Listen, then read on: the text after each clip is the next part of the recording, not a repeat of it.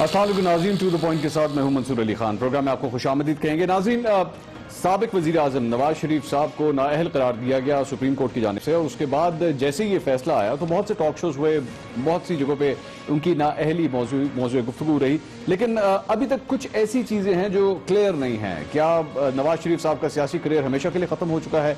क्या इस नाअहली से किसी तरीके से भी वो बच सकते हैं? क्या ये नाअहली ज़िंदगी भर के लिए है, एक स्पेसिफिक टाइम पीरियड के लिए है? और इसके साथ साथ नैब में अब उनके खिलाफ जो रेफरेंसेस का आगाज होने जा रहा है, उस सिलसिले में उनके सियासी करियर के ऊपर, नवाज शरीफ साहब के ऊपर किस हद तक उसके असरात होंगे, सियासी तौर पर पूरे पाकिस्तान के इसके ऊपर क्या असरात होंगे, इनसाइट जानने के लिए, तबसरा हासिल करने के लिए, तज्जिया हासिल करने के लिए आज हमने एक बड़ी मारूफ शख्सियत को अपने प्रोग्राम में दावत दी है। मेरे साथ मौजूद हैं साबिक chief justice of Pakistan Iftikhar Mohammad Chaudhry साहब, जो कि सदर हैं Pakistan justice and democratic party के भी। Sir, thank you very much, बहुत शुक्रिया, आपने आज हमारे लिए वक्त निकाला।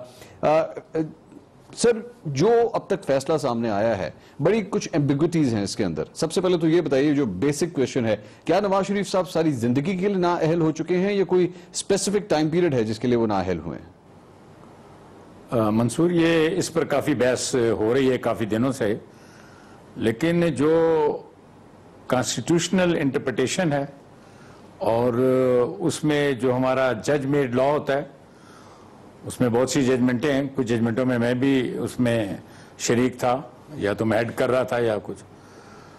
तो अब तक की जो कॉन्स्टिट्यूशनल इंटरप्रिटेशन है, क्योंकि ये नाअहल हुए हैं और इनको 5 जजेस ने किया है, ठीक है, इसमें कोई डिफरेंस ऑफ ओपिनियन नहीं है इस इशू पर। वैसे अब किसी इशू पर भी नहीं रहा।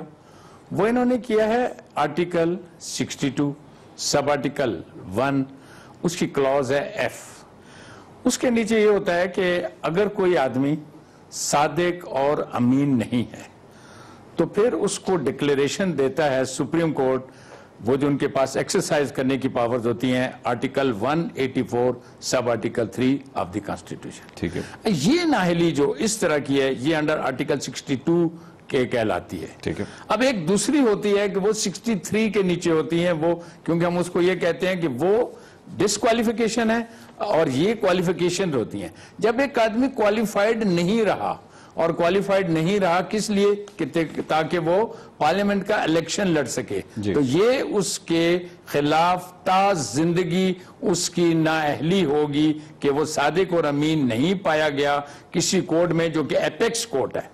हाँ, इसमें एक एक्सेप्शन या एक प्रोविजन हो सकती है किसी टाइम पर भी, अगर सुप्रीम कोर्ट रिव्यू की पावर्स में, जो कि आर्टिकल 188 के नीचे रिव्यू लगती है, उसके नीचे अगर इसको रिव्यू करें और इसमें कोई ऑब्जर्वेशन आ जाए या कुछ ऐसी बात आ जाए, then it is something different. लेकिन जहां तक ये इंटैक्ट है, अब आपको देखो अपने सामने एक चीज रखनी पड़ेगी, कंफ्यूजन नहीं करें आप।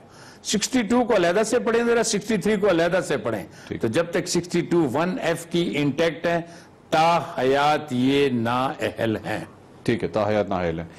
रिव्यू के हवाले से, रिव्यू पिटीशन के हवाले से ये कहा जा रहा है कि 3 जजेस के खिलाफ जो है वो रिव्यू की कोशिश की जाएगी।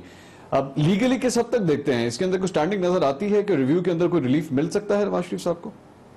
मंसूर साहब, सबसे पहले तो मैं आपकी ये जो बात आपने कही ना कि 3 मेंबर बेंच के शायद फैसले के खिलाफ वो रिव्यू देंगे, ये मैं पब्लिक के लिए भी, लोगों के समझने के लिए भी, जो थोड़ा बहुत मुझे भी नॉलेज है, प्लीज, एक कानून के तालिब इल्म के होने की हैसियत से, ये फैसला जो दिया है ये 5 मेंबर साहबान ने दिया है। ठीक है।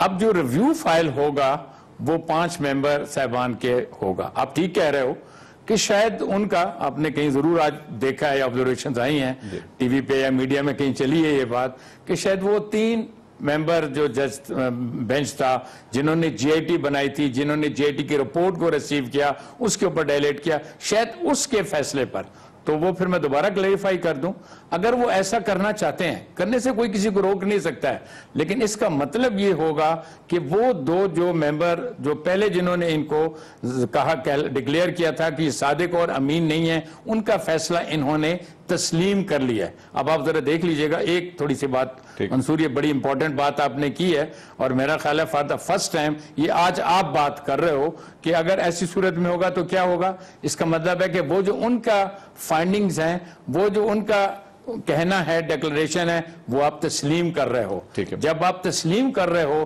तो फिर आपके रिव्यू में वो जो 188 में सिर्फ आप 3 जो है ना जज साहबान के फैसले के खिलाफ, जो कि 3 जज साहबान का कोई फैसला है ही नहीं, वो फुल कोर्ट का है, इसका मतलब है कि उसमें इतनी कोई फोर्स नहीं होगी। ठीक है।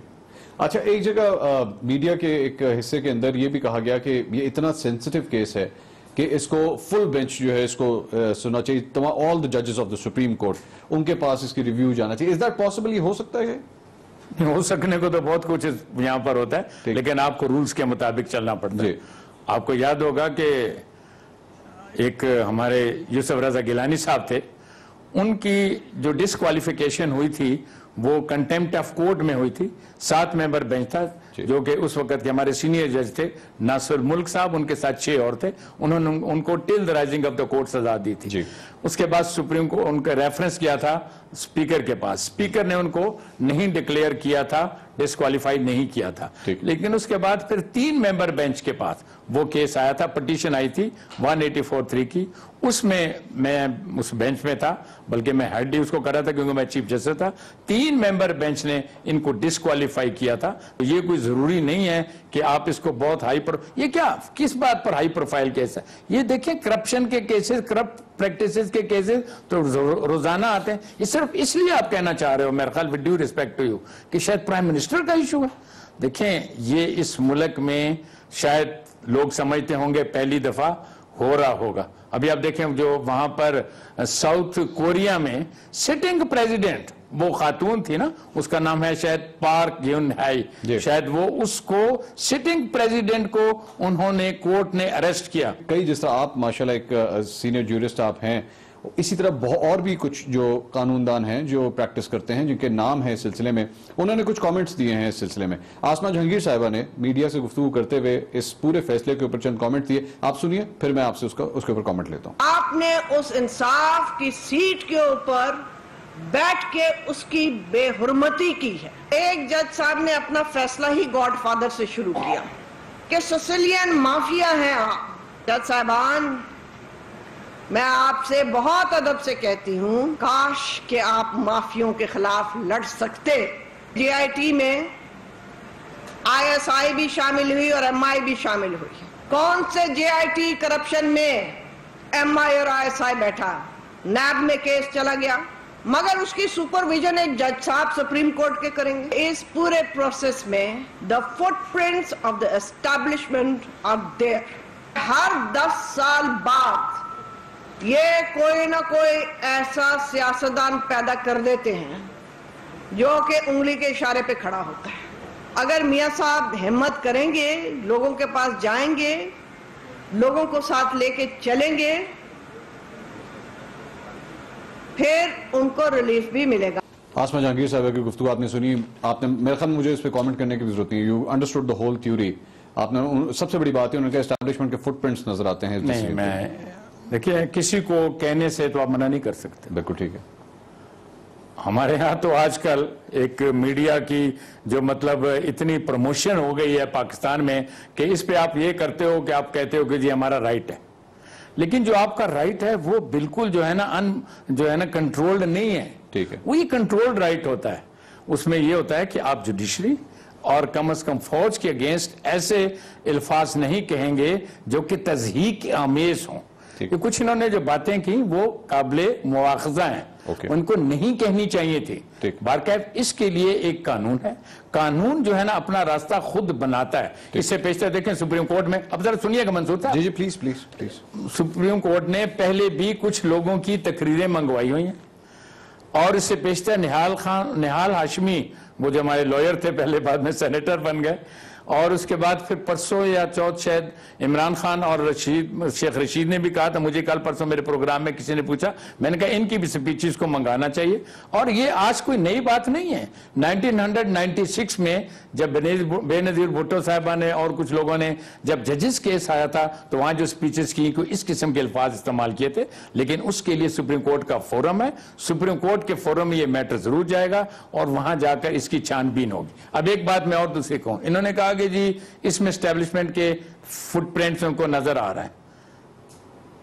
मंसूर साहब, आपको पता है कि इससे पेशतर जो डॉन लीग का इशू चला था, जो डॉन लीग का था उसमें भी तो ये एस्टेब्लिशमेंट के कोई 2 मेंबर थे जी, और मैं तो किसी को जानता नहीं हूं, लेकिन जो कि सुनीद में आया है और या कि जो मतलब हमें पता चला है वो यही 2 ब्रिगेडियर थे, क्योंकि उन्होंने आपके हक में फैसला कर दिया उस वक्त वो।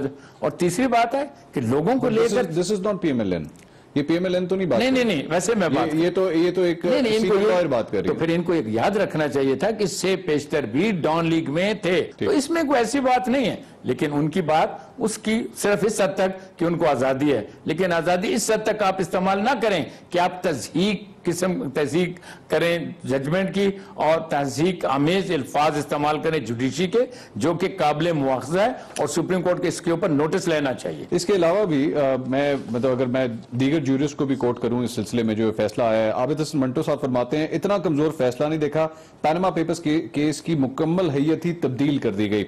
जस्टिस डॉक्टर वजीउद्दीन साहब फरमाते हैं कमजोर दलील का सहारा लिया गया है इनको नाअहल करने के लिए। देखिए ये अपना अपना ओपिनियन होता है, ठीक है, आपका क्या? अब जो मेरे तो दलील ये है कि बहुत ही साउंड फैसला है और जीआईटी ने इसमें तमाम, देखिए ना जीआईटी को कौन हेड कर रहे थे और सुपरवाइज कौन कर रहा था, वहां सुपरवाइज खुद बेंच कर रहा था कि कोई गलत काम आप नहीं करेंगे, और उन्होंने इतना इनक्रिमिनेटेड मटेरियल नवाज शरीफ और उसकी फैमिली के अगेंस्ट इकट्ठा किया है कि अगर उसको जो शायद अगर इस तरह के मतलब लोग ना बैठते बड़ा मुश्किल था। पहले तो इनका यह ख्याल था, आपको एक चीज याद रखनी चाहिए मंसूर साहब, 20 अप्रैल को जिस दिन फैसला आया था पनामा के केस का, नवाज शरीफ साहब की जो मतलब फैमिली में कहूंगा, क्योंकि गवर्नमेंट का तो कोई वास्ता उसमें है नहीं, ये तो इंडिविजुअल का था, इनके लोगों ने जो इनके सपोर्टर मैं उनको कहता हूं, उन्होंने मिठाइयां बांटी थी सुप्रीम कोर्ट के बाहर आकर कि जी बड़ा अच्छा हो गया, फैसला हो गया, क्योंकि उनके जहन में शायद ये थी कि शायद ये पुराना दौर है, ये जो सज्जाद अली शाह वाला दौर होता था जहां चीजें मैनेज हो जाती थी कि अब ये बात थोड़ी सी लंबी हो गई है, प्रोलॉन्ग हो गई है, हमारी हुकूमत है, मैं प्राइम मिनिस्टर हूं और इस तरीके से मैनेज कर लेंगे। ठीक है, लेकिन अल्लाह ताला की मेहरबानी से और इस मुल्क में ये जो आपने मीडिया ने, हमारे लॉयर्स ने, तमाम एडवोकेट्स ने, सोसाइटी ने एक जो इतनी जद्दोजहद करके रूल ऑफ लॉ का जो कंसेप्ट यहां पर इन्फोर्स करवा दिया है, उसकी वजह से अब कोई ना बड़ा है ना कोई छोटा है। अभी तो मैंने आपको मिसाल दी, ये देखें, ये जो साउथ कोरियन गवर्नमेंट है इनकी 4th नंबर पे आती है इकोनॉमी आपके एशिया में, वहां का प्रेसिडेंट करप्शन, खातून प्रेसिडेंट थी, ये जो थी पार्क ग्विन है, ये अरेस्ट हुई है वहां पर, ये कोई अनहोनी बात नहीं है, आज भी वो 4th नंबर की इकोनॉमी है और वो चल रही है। आपके यहां भी आप देख लो, जिस दिन के बाद फैसला आ गया, कल भी मैं देख रहा था, कल या परसों, स्टॉक एक्सचेंज ठीक जा रहा है, आपका स्टॉक एक्सचेंज में इंप्रूवमेंट आ गई है काफी। ठीक है सर, मैं एक छोटी सी मैंने ब्रेक लेनी है। नाज़रीन, साबिक chief justice of Pakistan Iftikhar Mohammad Chaudhry साहब हमारे साथ मौजूद हैं, इस फैसले के ऊपर अपना तबसरा दे रहे थे। एक ब्रेक लेंगे, ब्रेक के बाद जिस शिक के जरिए इनको नाअहल किया गया है 62 और 63, जिसका बार बार तस्करा किया जा रहा है कि क्या ये शिक इंप्लीमेंटेबल भी है या नहीं है और ये कितनी जरूरी है हमारे आइन के अंदर, इस पर कुछ बात करेंगे एक ब्रेक के बाद। हमारे साथ रहिएगा। नाज़रीन, welcome back after the break to the point में एक बार फिर आपको खुशामदीद कहेंगे। साबिक chief justice of Pakistan Iftikhar Mohammad Chaudhry साहब आज हमारे साथ मौजूद हैं। चौधरी साहब, ये जो भी डिसीजन आया 62-63 पे डिस्कशन स्टार्ट होगी जनाब, ये 62-63 वो कहते हैं ये इतना ग्रे एरिया है कि आप ढूंढना भी चाहें तो इसके ऊपर पूरा उतरने वाला बंदा आपको पूरे पाकिस्तान में नहीं मिल सकता, 20 करोड़ की आबादी में नहीं मिल सकता। ख्वाजा साद रफीक साहब ने आपका नाम लेते हुए ये बात कही 29 जुलाई को, उन्होंने कहा परवेज मुशर्रफ और इफ्तिखार चौधरी से जाके पूछो क्या वो 62-63 पर पूरा उतरते हैं।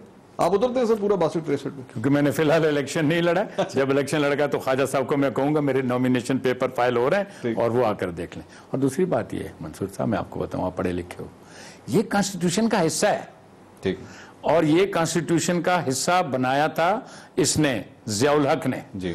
उसके बाद यही हमारे पॉलिटिशियन बदकिस्मती से, जिस तरह हम जुडिशरी को ब्लेम करते हैं ना, हमने भी साथ दिया उन्होंने भी दिया, इन्होंने उसको 8वीं तरमीम में, 17 तरमीम में, और फिर सबसे बड़ी बात है जब यहां पर डेमोक्रेटिक गवर्नमेंट आ गई 18वीं तरमीम भी आई, आपने इसको इंटैक्ट रखा। क्यों रखा? आप देखो, एक आपके पास विजडम होता है, जो हमारी पार्लियामेंट है, पार्लियामेंट जो लॉ बनाकर दे रही होती है, हम उनको कहते हैं विजडम तो उनके पास है।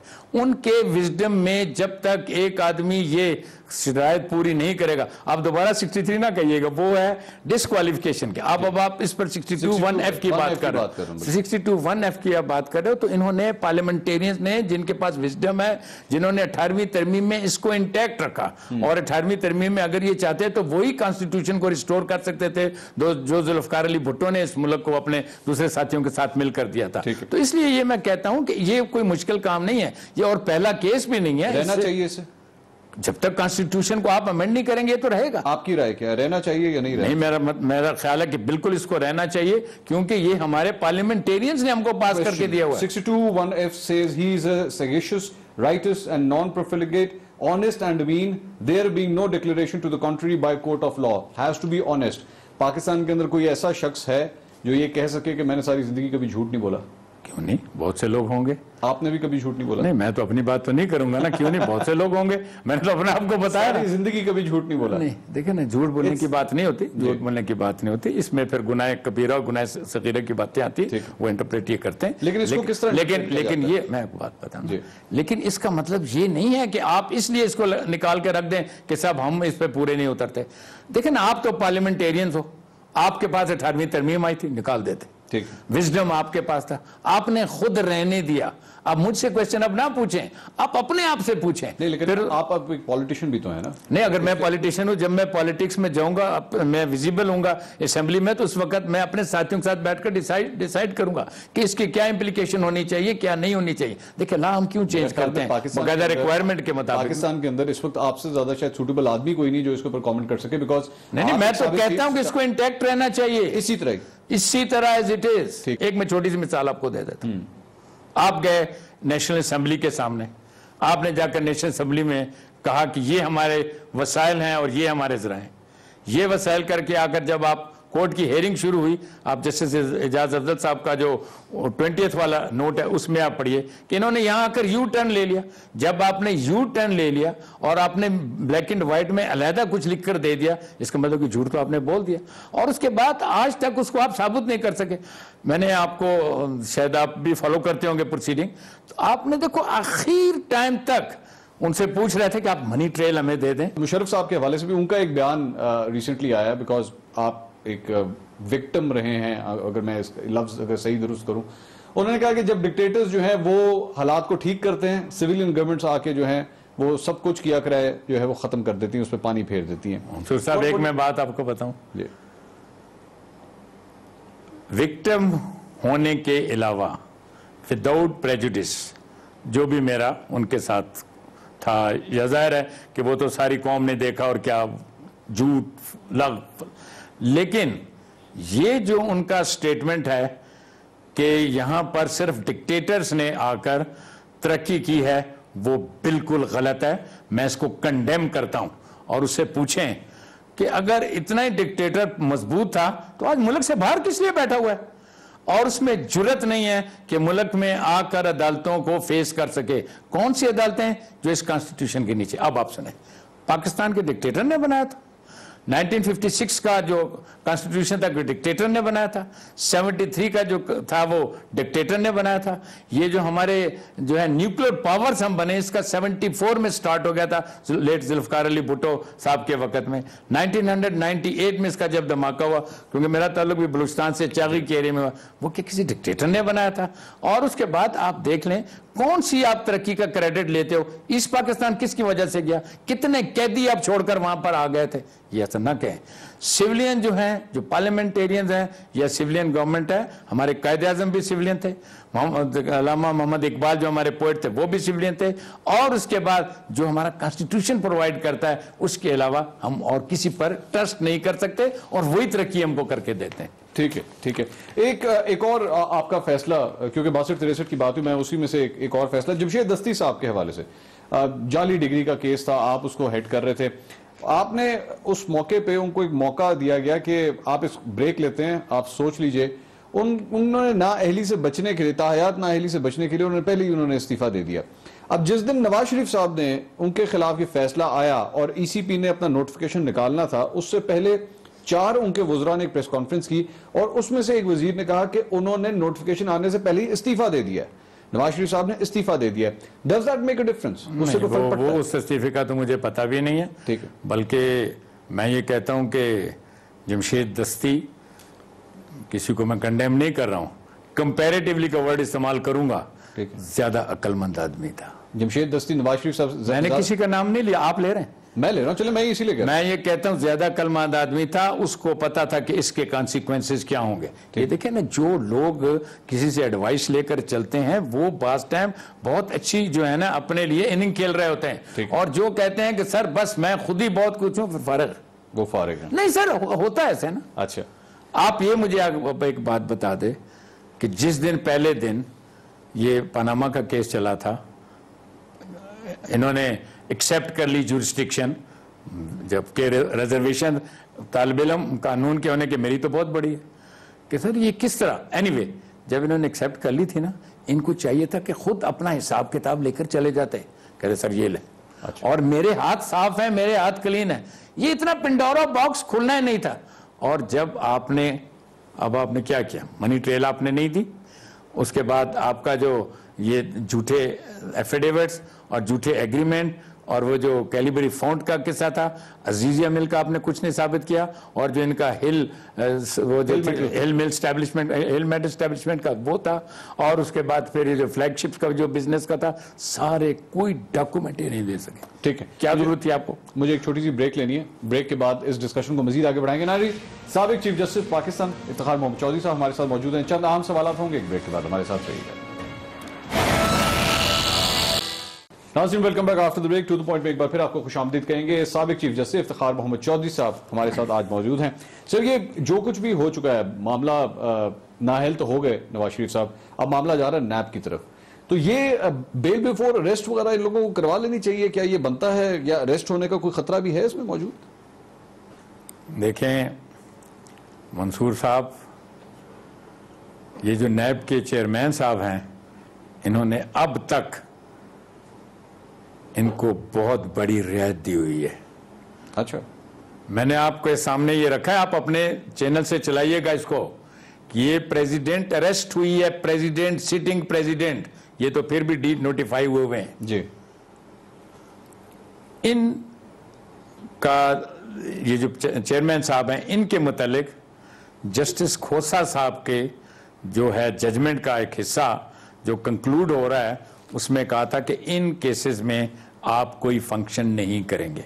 लेकिन परसों मैंने देखा कि ये खुद बैठे हुए हैं और इन्होंने उस ऑर्डर की वायलेशन की।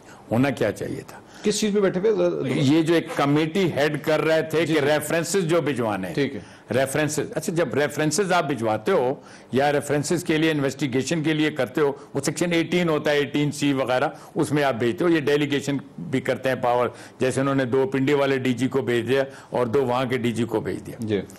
इसमें सेक्शन 24 है, जब आपके पास इतना रीजनेबल मटीरियल, रीजनेबल और प्रेमा फेशी स्ट्रॉन्ग केस इनके खिलाफ बन गया, तमाम फाइंडिंग्स आ गई, 2 जजेस की वहां फाइंडिंग आ गई, यहां पर फाइंडिंग आ गई, पुरानी फाइंडिंग आप भी देखो।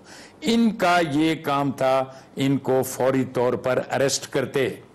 देखें, इसमें कोई परेशान होने वाली बात नहीं है। अरेस्ट जो है ना, पब्लिक के और जो आम मुल्जिम होता है, अरेस्ट होता है। नवाज शरीफ साहब और अरेस्ट साहब को अरेस्ट, शहबाज शरीफ नहीं, नवाज शरीफ साहब, नवाज शरीफ को, क्योंकि उनके अगेंस्ट है। शहबाज शरीफ वाला तो केस अब तक उसने खोला ही नहीं है। अच्छा। वो तो खोल ही नहीं रहा, पता नहीं इस रेफरेंसेस के ऊपर इनको सेक्शन 24 के तहत उसकी जवाबदीदी को अरेस्ट करते, क्योंकि वो बैठा हुआ था खुद, उसको बैठने की वजह से उसने ये कंसेशन दी।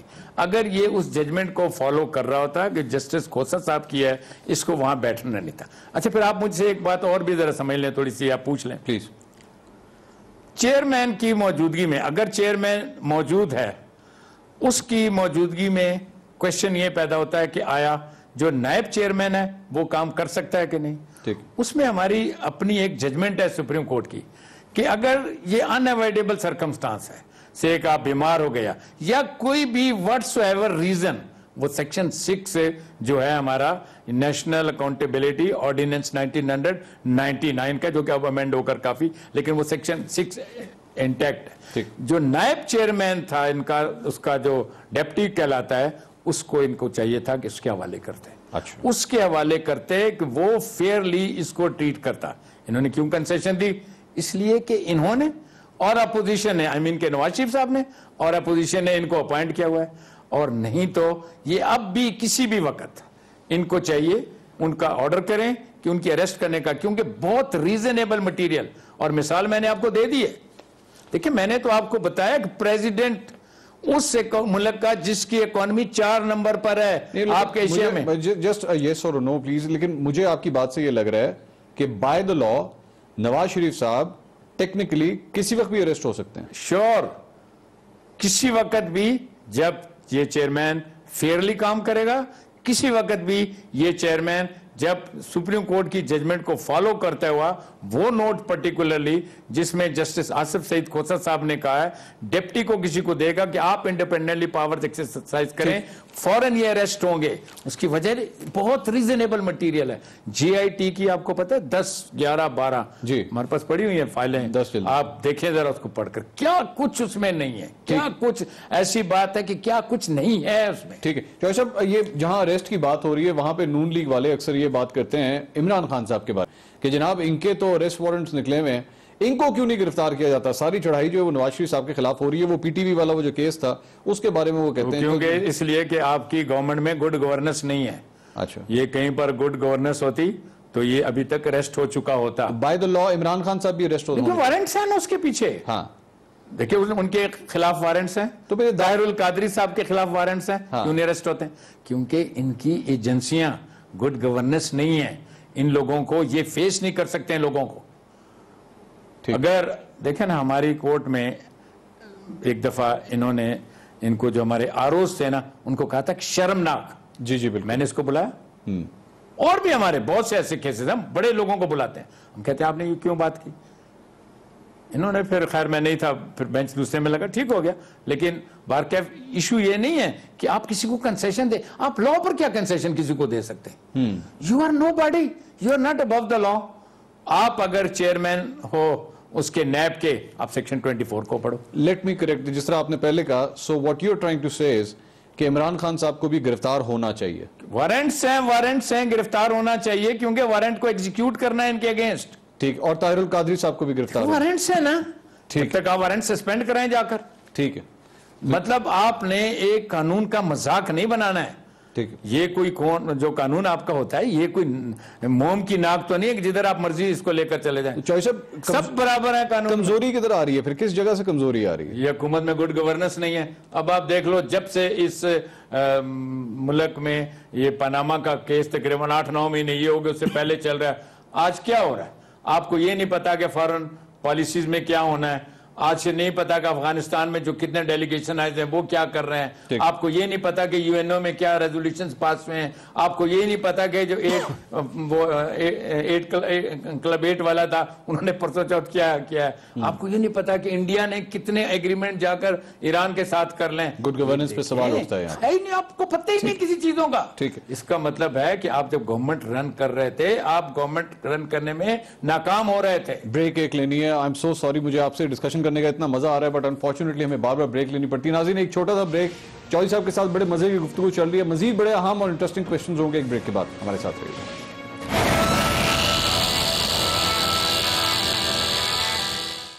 नाज़रीन, welcome back after the break to the point में एक बार फिर आपको खुशामदीद कहेंगे। साबिक chief justice of Pakistan Iftikhar Mohammad Chaudhry साहब हमारे साथ मौजूद हैं। चौधरी साहब, ये जो भी हम लोग बार बार बात कर रहे हैं जुडिशरी के हवाले से, एक छोटा सा इल्जाम कह लें, आप जो भी एक कमेंट कह लें, ये कहा जाता है कि कभी भी जजेस को अखबारात और टीवी नहीं देखना चाहिए, टिकर्स नहीं देखने चाहिए, अपने जजमेंट के जरिए ही उनको तमाम तर बातें करनी चाहिए। और ये जो बार बार कोटेशंस आती हैं, रिमार्क्स आते हैं, जनाब जज साहब ने ये रिमार्क दे दिया, जज साहब ने वो रिमार्क दे दिया, इसकी वजह से लग रहा है कि केस इधर जा रहा है, केस उधर जा रहा है। इज दिस द राइट वे? क्योंकि आपके हवाले से ये कहा जाता है कि आप भी कई बार इस तरह के कमेंट्स और इस तरह के रिमार्क्स देते थे जो कि हेडलाइंस बनते थे, जीनत बनते थे।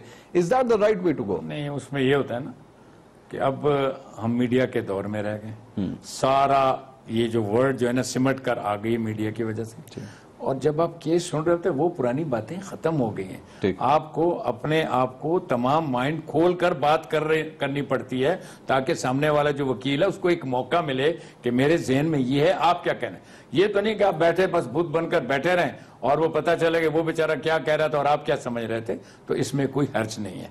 बाहर क्या जो अंदर प्रोसीडिंग होती है उसके बाद बाहर आकर सुप्रीम कोर्ट के डायस पर खड़े होकर या विद ड्यू रिस्पेक्ट रात को चैनल्स पे बैठकर मतलब केस को डिस्कस नहीं करना चाहिए। जो ऑब्जर्वेशन अंदर आ गई हैं और जो अंदर वो बातें हुई हैं उनको अंदर की हद तक ही रहने देना चाहिए। लेकिन अगर एक जज साहब एक ऑब्जर्वेशन दे दें, एक ऐसा रिमार्क दे दें, तो ये किस तरह पॉसिबल है कि उसको डिस्कस ना, जाहिर बात है मीडिया उसको रिपोर्ट कर रहा है तो मीडिया तो बताएगा। उसको डिस्कस क्यों करोगे? आपने उन्होंने ऑब्जर्वेशन दे दिए, आपने दूसरे दिन भी तो जाना ही है, आप अपनी नोट करके रख लो। आपको ये पता होना चाहिए कि कल जज साहब ने ये कहा था, उसका मैंने जवाब आज ये देना है। ठीक है, ठीक है। एक और सर इस केस से जुड़ी हुई चीज, क्योंकि जजमेंट्स की बात हो रही है, सिसिलियन माफिया गॉडफादर के अल्फाज उस जजमेंट के अंदर कोट किए गए, जिसपे नून लीग ने और चंद सीनियर जूरिस्ट ने यह भी कहा कि इनकी इन अलकाबात की जरूरत क्या थी आखिर जजमेंट के अंदर लिखने की। इज दैट द राइट वे? इस किस्म के ऑब्जेक्शन इररिलेवेंट है, इससे कोई फर्क नहीं पड़ता। अच्छा, बल्कि आप एक्सप्लेन कर रहे हो कि किस तरीके से होता है, लेकिन उसमें कि इररिलेवेंट है, इस पे ऑब्जेक्शन नहीं करना चाहिए। अच्छा, इररिलेवेंट है। चलें आगे चलते हैं। दूसरी बात, इसी केस के अंदर जो है वो फॉल्स डॉक्यूमेंट्स का भी जिक्र हुआ कि जी फॉल्स डॉक्यूमेंट्स जमा करवाए गए, कैलिबरी फंड, इससे पहले भी आपने उसका भी जिक्र किया था। इस पे क्या सजा हो सकती है? ये मामला बस यहीं तक रहेगा या ये मजीद सीरियस हो सकता है अभी? मंसूर साहब, सुप्रीम कोर्ट ने जुडिशियल रिस्ट्रेंड एक्सरसाइज की है और जुडिशियल रिस्ट्रेंड एक्सरसाइज का बड़ा गोल्डन प्रिंसिपल है कि आप अगर किसी के साथ इंसाफ करो एहसान के साथ, ये होता है ना। नहीं तो जिस तरीके से सुप्रीम कोर्ट के सामने ये झूठे फॉल्स एविडेंस दिए थे, ये यकीन करवाने के लिए कि जो हम कह रहे हैं दुरुस्त है और हमारा केस दुरुस्त है, और वो झूठे साबित हुए, जिसका एडमिशन भी हुआ, जीआईटी के सामने भी आया, ओवरवेलमिंग एविडेंस भी आया। सुप्रीम कोर्ट इनका समरी ट्रायल करके इनको 6-6 महीने के लिए घर भेजने की बजाय अडयाला जेल भेज सकती थी। वो खान साहब जो कहते हैं कि अडयाला जेल आप जाएंगे तो वो जा सकते हैं, यानी नहीं, वो जब आपका देखें, जब लॉ अपना अगर रिस्ट्रेन ना करें, जुडिशियल रिस्ट्रेन ना करें, लेकिन ये बात यहां खत्म नहीं हुई है। ठीक है, ये तो अब सेक्शन 30 जो है ना उसका, इसका नेशनल अकाउंटेबिलिटी ऑर्डिनेंस वाला जो है ना, NAO जिसको हम कहते हैं, उसमें भी यही प्रोविजन है कि जो भी फॉल्स है उसका, लेकिन वहां पर सजा ज्यादा होती है। अच्छा। ये समरी है सुप्रीम कोर्ट में 6 महीने देकर आप जा सकते थे। ठीक है। Last 2 questions. एक सबसे बड़ी जो अदलिया की तहरीक थी, जिसके सबसे मेन फोकल पॉइंट ही आप थे, सारा आपके लिए सब कुछ हुआ, उसमें आपके बहुत से साथी थे। मैं उस वक्त रिपोर्टिंग करता था और मैं आपके तमाम उन जलसों को, जुलूसों को मैं खुद भी कवर करता था, लॉन्ग मार्च को भी मैंने कवर किया।